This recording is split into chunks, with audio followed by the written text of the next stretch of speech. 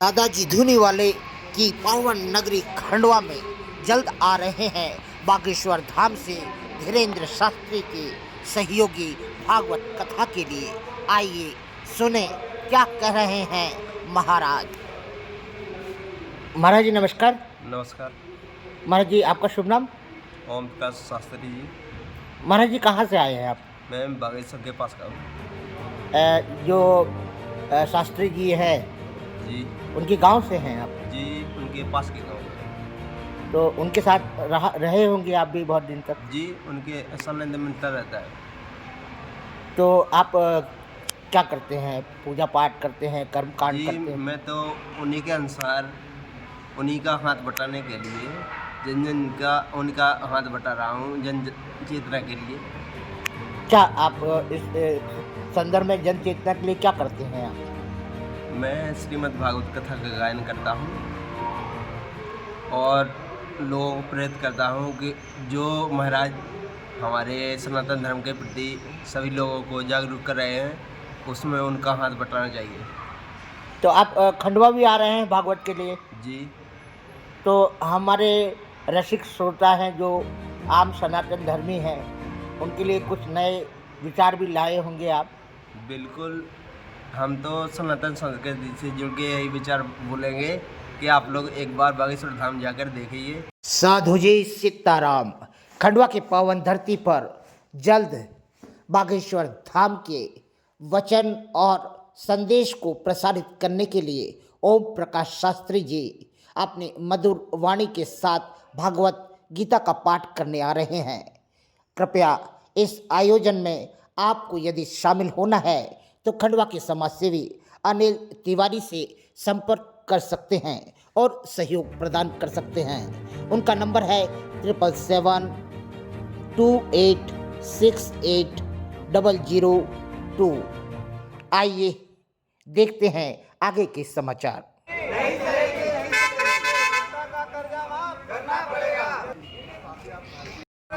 कर्जा माफी होके रहेगी, कर्जा माफी लेके रहेंगे, कर्जा माफी लेके रहेंगे।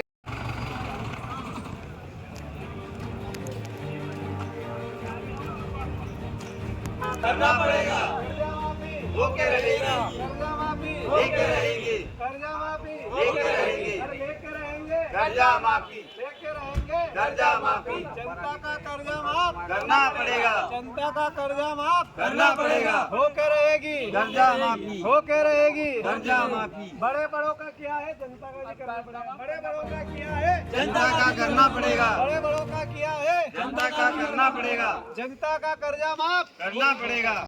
में कई जगह ऐसा है कि जैसे आज के समय में बहुत सारी योजनाएं शासन की मिल रही हैं, ऐसे ही लोगों को सहयोग मिल रहा है। अब ये कर्जा माफ़ी को लेकर यदि आप आंदोलन खड़ा कर देंगे तो जहाँ शासन अनाज मुफ्त दे रहा है, कल को कर्जा देने के बाद में वो कर्जा भी माफ़ कर दे तो देश की गतिविधियाँ कैसे चलेंगी? क्योंकि आप तो संगठन है, आप भी जानते हैं कि कुछ न कुछ तो गतिविधियाँ चलती हैं। शासन को क्या लाभ है इसमें? देखिए क्या होता है कि जो सरकार की जो नीतियाँ हैं, जो सरकार की योजना है, वो आम जनता के लिए बनी है, अच्छी बात है ना। लेकिन अगर हम कर्जे की माफ़ी की बात कर रहे हैं तो हम जीएसटी, नोटबंदी और लॉकडाउन के बाद जिन लोगों की आर्थिक स्थिति खराब हो गई, जिन लोगों की अपने हत्या अपने जो जान चली गई, आत्महत्या कर ली, जिन्होंने आत्महत्या कर ली, जो मर गए उसमें, है ना। तो उसके बाद सरकार को चाहिए कि जो घर में कोई मुखिया कमाने वाला नहीं है, उस मुखिया के लिए कुछ तो व्यवस्था करें, है ना। कर्जा माफ़ करने की हम बात करते हैं तो कर्जा हम उन लोगों का करते हैं जो वास्तविकता में कर्जदार है और वो देने में असक्षम है। और अगर हम बात करें तो सरकार को हमने एक सजेशन दिया है कि जो अभी तक नॉन क्लेम अमाउंट है जो बैंकों में, जो विगत 20 वर्षों में जो अकाउंट में पैसा रखा गया है और उसको कोई क्लेम करने वाला नहीं है, वो पैसा मान के चलिए कि 15 लाख करोड़ से अधिक वो पैसा, 1000 करोड़ का कर्जा वो है पैसा है। तो उस पैसे को सरकार उस पैसे से जनता का कर्जा माफ़ कर सकती है। सरकार के पास कोई एक्स्ट्रा बर्डन भी नहीं होगा। ऐसा। आपका नाम पदनाम? मैं डॉक्टर विजय तोमर भारती प्रदेश अध्यक्ष हूँ। मैं कर्ज मुक्त भारत अभियान धार्मिक सेक्टर से। कर्जा माफी करना पड़ेगा, जनता का कर्जा माफ करना पड़ेगा। मुकेश भाई आज जनसुनवाई में आप आए हैं और इतने सारे लोगों को लेकर आए हैं, क्या मुख्य कारण है? सर मुख्य कारण यह है कि जो जनता आज कर्ज के कारण बहुत पीड़ित है। आए दिन देखने में आते हैं, न्यूज़ चैनल में आपके माध्यम से भी पता चलता है लोगों को कि अमुक व्यक्ति ने सुसाइड कर लिया। पहले तो क्या होता था कि एक व्यक्ति, सिंगल व्यक्ति सुसाइड करता था, लेकिन आज पूरा का पूरा परिवार कर्ज के कारण सुसाइड कर रहा है। खुद सरकार के भी दिए हुए आंकड़े हैं कि पिछले 5 सालों में कर्ज के कारण 50,000 से अधिक केवल व्यापारियों ने सुसाइड करा है। पहले तो जो किसान वगैरह और जो करते थे, लेकिन व्यापारी वर्ग भी कर्ज के कारण काफ़ी परेशान है। आए दिन बैंक वाले, रिकवरी वाले, साहूकार जो है उनके साथ बदसलूकी करते हैं। उनको आरबीआई की गाइडलाइन जो है आम जनता को पता नहीं है कि उनके क्या अधिकार है। कर्ज लिया है उन्होंने तो उनके क्या अधिकार है, उसके बारे में भी जनता को जागरूक कर रहे हैं इस अभियान के माध्यम से। यह अभियान हमारे गुरु श्री सेवनाथ चौधरी भारती जी द्वारा धार्मिक एकता ट्रस्ट के बैनर तले पूरे भारत में चलाया जा रहा है। भारत के हर एक राज्य में, हर एक गांव तक पहुंच चुका है यह अभियान, और इसमें पूरी तरीके से निःशुल्क सुविधाएं दी जा रही लोगों को।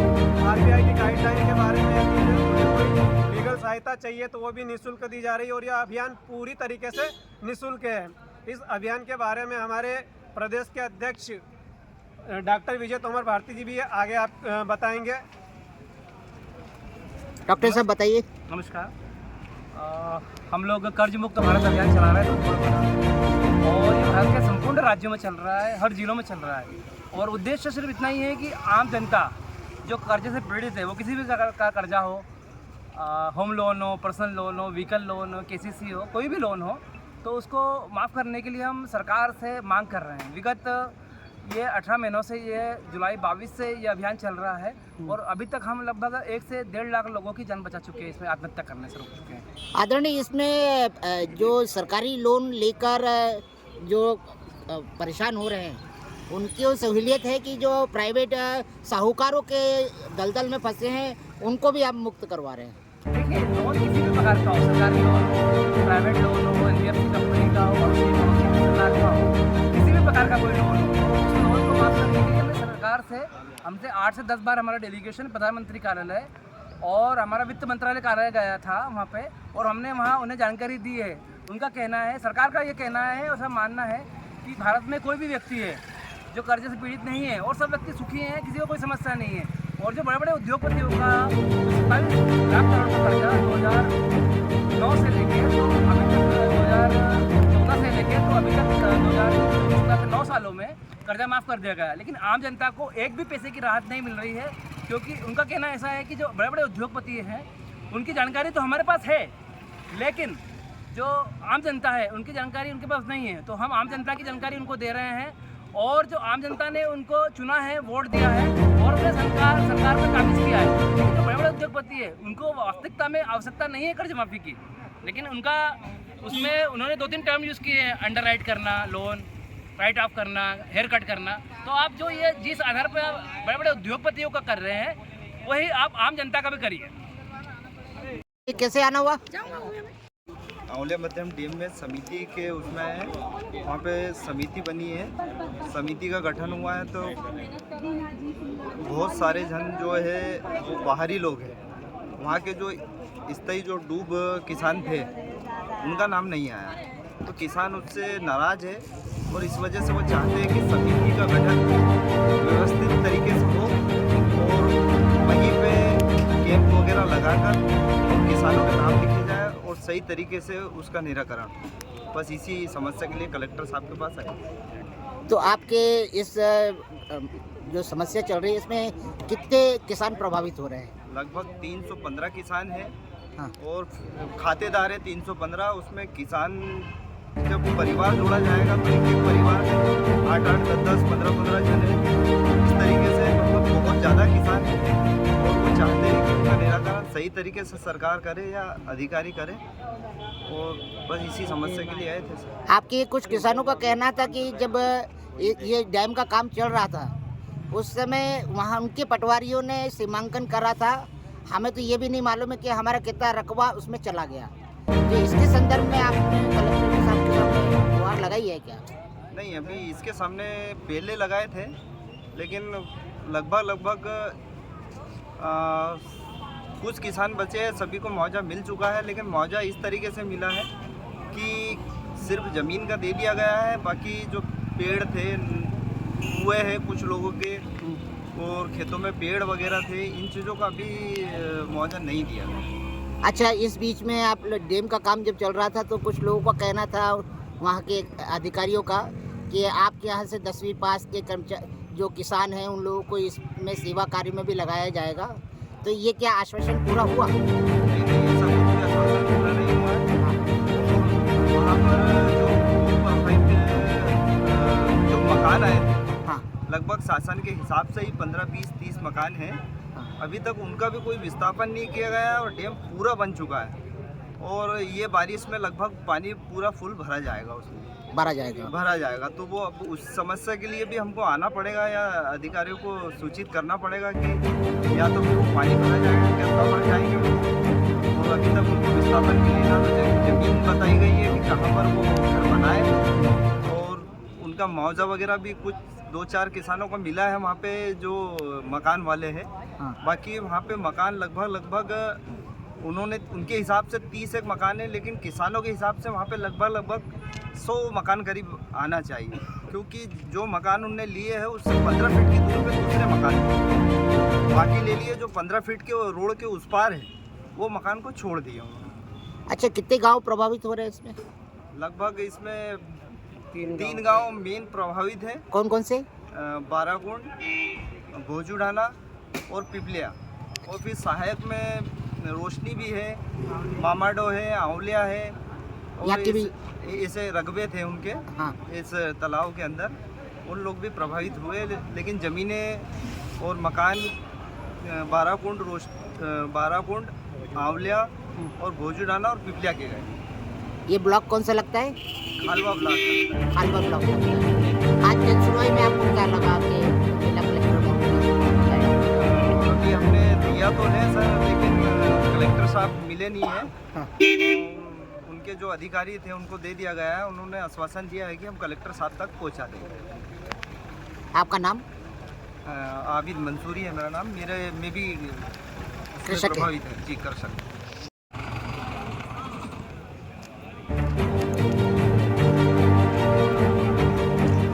करना पड़ेगा, रोके रहेगा, लेके रहेंगे, कर्जा माफी, कर्जा माफी, जनता का कर्जा माफ करना पड़ेगा, जनता का कर्जा माफ करना पड़ेगा, होके रहेगी, कर्जा माफी, होके रहेगी। कर्जा माफी, बड़े बड़ों का क्या है, जनता का भी करना पड़ेगा। बड़े बड़ों का क्या है, जनता का करना पड़ेगा, बड़े बड़ों का क्या है, जनता का करना पड़ेगा, जनता का कर्जा माफ करना पड़ेगा। आदरणीय, खंडवा के जागरूक कोटवारों में हैं आप, आज जनसुनवाई आए हैं, क्या आपकी भी कोई शिकायत है? सर, मेरी भी ये शिकायत है कि मेरा जो बिल है ना, किसी आदमी ने फर्जी तरीके से मेरा बिल कन्वर्ट कर दिया किसी के इसमें जमानतदार के, जबकि मुझे इस विषय में मालूम ही नहीं है। मैं उस व्यक्ति को पहचानता भी नहीं, और विद्युत विभाग द्वारा मेरे को नोटिस दे दिया कि भाई आपको 4900 रुपये भरना है, तो मैं काय के भरूँ, जबकि मुझे कि इसका पता तो चलना चाहिए। आपने इसको क्लियर करा होगा, तो कौन है ऐसा, कौन है व्यक्ति जो कि आपके नाम से इस तरह की गतिविधि दे गया? सर, मुझे तो पता नहीं है, ये काम हो सकता है केवल लाइन मैनों का, जो पैसे के लिए कुछ भी करते हैं। तो क्या घटना क्या थी? भाई मैं ये चाहता हूँ कि इसका निराकरण किया जाए। मेरे साथ अगर ये अन्याय हो रहा था, आम आदमी के साथ क्या होता होगा। मैं गांव कोटवार शहर का है, मेरे को पता ही नहीं चल रहा है कि क्या हो रहा है। सही बात, सही बात। आपका नाम पता? सर, मेरा नाम महेश नीलकंठ, मैं कोटवार हूँ, खंडवा संघ सचिव हूँ, खंडवा जिले से। आप सचिव हो के आपके साथ इस तरह का ठग हो गया? सर, बताइए क्या करें। आप जनसुनवाई में शिकायत करने आए? जी जी जी, मैंने शिकायत करी है सर, श्रीमान कलेक्टर महोदय जी को। क्या आदरणीय, आज जनसुनवाई में आए हैं जिला कलेक्ट्रेट, क्या कुछ विशेष प्रयोजन? जी, हम लोग सब हर्षुद के विस्थापित लोग हैं, और 2021 मई को 21 मई 21 को मध्य प्रदेश सरकार ने एक निर्णय लेके मंत्रिमंडल में फैसला लिया कि हर्षुद के जो लोग विस्थापित होकर नया हर्षुद में आए, उनको जो पट्टे हमने वितरित किए हैं, इसका मालिकाना हक मध्य प्रदेश सरकार ने हमें दे दिया। लेकिन क्या मालूम क्या तकनीकी बहाने ये अधिकारी लोग बना रहे हैं, जिला प्रशासन और हर्षुद प्रशासन, कि हम लोगों को उसका मालिकाना हक नहीं मिल पा रहा है। हम बार बार नए मुख्यमंत्री और हमारे प्रभारी मंत्री और सबको हम अवगत करा चुके हैं, कलेक्टर साहब को भी करा चुके हैं। और आज जन सुनवाई में हम पुनः आए कि आखिर क्या दिक्कत आ रही है हम लोगों को भूमि स्वामी अधिकार। तो आज हमें यहाँ डिप्टी कलेक्टर महोदय ज्वाला मैडम ने बताया कि आप लोगों का काम कंप्लीट है, थोड़ी कुछ तकनीकी दिक्कत थी वो हमने दूर कर ली है और निश्चित रूप से हम 10 से 15 दिन में वहाँ भूमि स्वामी अधिकार पत्र वितरित करने का आगे। ये कब से आप लोग इसके लिए हम 2004 से लड़ रहे हैं, आज 20 साल हो गए। 20 साल की हमारी लड़ाई है और इसमें बहुत सारी विसंगतियाँ थी। ये वन भूमि थी, ये इसके पहले पूर्व में भी हम कलेक्टर नीरज दुबे जी और स्वाति मीणा नायक से मिले थे। उन लोगों के सक्रियता के कारण ये जो मत परिवर्तन होकर और आज हमें इसका मालिकाना हक मिल चुका है। बस हमें इंतजार है भूमि स्वामी अधिकार पत्र मिल जाए, जिससे कि हमें इस पर लोन मिल सकेगा, इसकी खरीदी बिक्री हम कर सकें, इस पर हम लोन लेके अपना आशियाना बना सकेंगे। यानी पूर्व IAS ऑफिसरों ने जो आप लोगों की गतिविधियों को आगे बढ़ाया है उसका अब परिणाम आने वाला फल अब मिलने वाला है और निश्चित रूप से इस महीने में मिल जाएगा। चलिए, आपका नाम और पता। ये चंद्र कुमार साहब, सचिव धन्यवाद।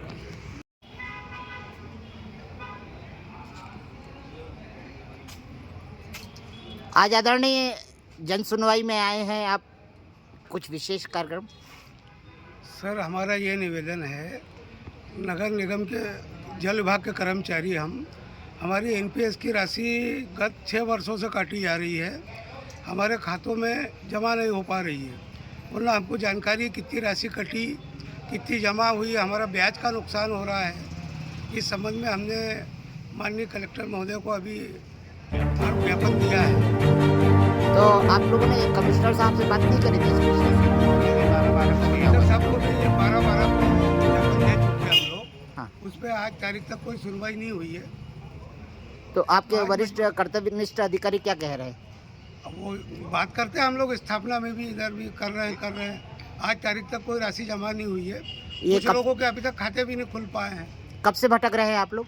हम तो पिछले 6 साल से मांग कर रहे हैं कि हमारे जो NPS की राशि काट रहे हैं वो हमारे खाते में जमा करें, किसी के सूट में उसको काम में आवे। वो स्थापना में जाते थे, स्थापना वाला फाइल को दबा देते हैं, सब घुमाते हैं। कारण क्या, कुछ पैसे की मांग करते हैं क्या ये लोग? नहीं, पैसे वैसे कोई मांग नहीं है, बाकी कोई बात नहीं, पर हमको कोई भी जानकारी देने को तैयार ही नहीं हो रहा है। जो राशि हमारे वेतन से काटी जा रही है वो खाते में जमा हमारे खाते में जमा किया जाए। 1 जनवरी 2018 से हमारी राशि काटी जा रही है। आज 6 वर्ष 2 माह हो चुका है, जो अभी तक हमारे खातों में पैसा नहीं जमा हो रहा। जिसके पूर्व में भी हमने आयुक्त महोदय को 12/12/23 को आवेदन दिया था, जिसपे आज 1.5 महीना 2 महीने होने में आ गया। अभी तो उस पर कोई कार्रवाई नहीं हुई, कोई सुनवाई नहीं हुई, ना किसी प्रकार का हमको कोई स्टेटमेंट दिया गया है। इसलिए आज कलेक्टर साहब से हमने जन सुनवाई में मिलने आए थे, ज्ञापन देने आए थे। आप लोग ने श्रम विभाग में संपर्क करा इस विषय पर? नहीं, इस विषय में हमने श्रम विभाग में नहीं गए अभी। आपका शुभ नाम? तिल्लो कुड़े, नारायण सोनी। हाँ। और कौन कौन है, कितने लोग हैं? 10-12 लोग हैं। आदरणीय, ये आप समय वेतनमान का लाभ दिलाने के लिए आज जिला कलेक्ट्रेट आए हैं, तो क्या मामला बताइए आप? सर, मैं दूसरी बार आ चुका हूँ। अच्छा। और यहाँ से ये लेके जा रहा हूँ फिर आवेदन। हाँ। देके। हाँ। और इसके पूर्व में आयुक्त महोदय से साल भर से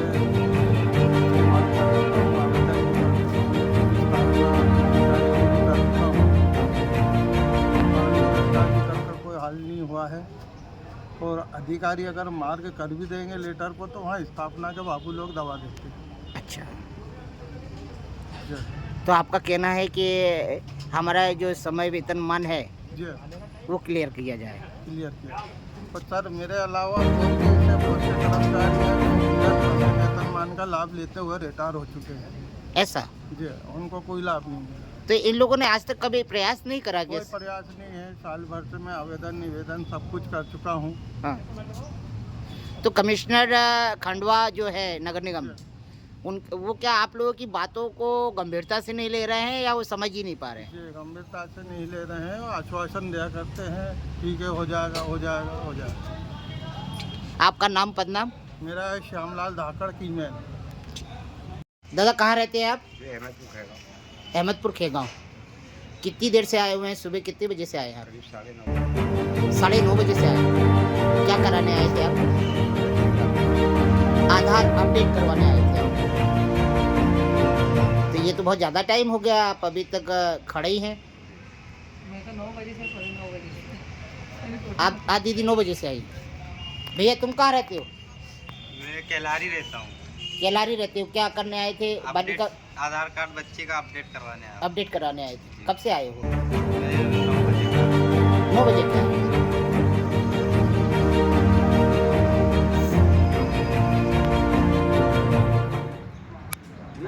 वहाँ आराम से देखना चाहिए कि हम किसको दे रहे हैं।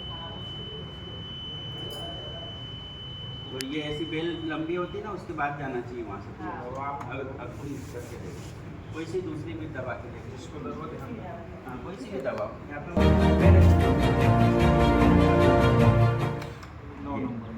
अब देखो यहाँ पे दिख रहा है ये इसी तरह का। हाँ जी। हाँ, तो इसका क्या मतलब हुआ कि हम जिसको वोट देना चाहते थे उसी आदमी को गया है, गलत को नहीं जाता है ना। मशीन ये बताती है। ठीक है।